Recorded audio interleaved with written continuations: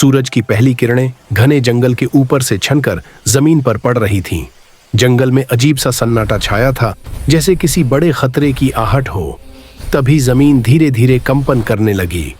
Dinosaur, एक विशाल T-Rex, अपने तेज पंजों से जमीन को खुरचता हुआ जंगल के बीच से निकल आया।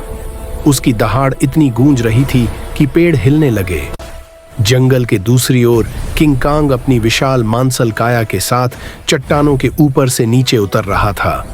उसकी आंखों में गुस्सा और सतर्कता झलक रही थी।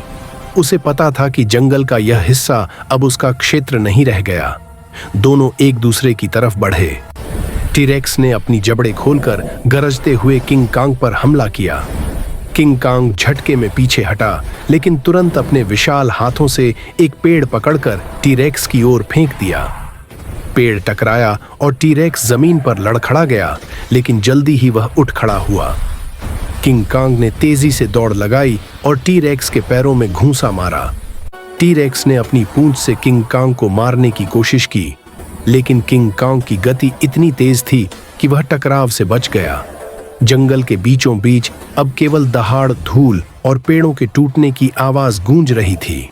दोनों थक चुके थे, लेकिन जंगल में अब शांतिपूर्ण सन्नाटा था।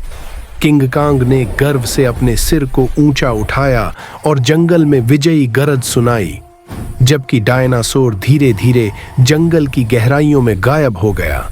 जंगल में वही रहा शक्तिशाली और अनवरत किंग कांग, जो हर चुनौती को स्वीकार करने को तैयार था।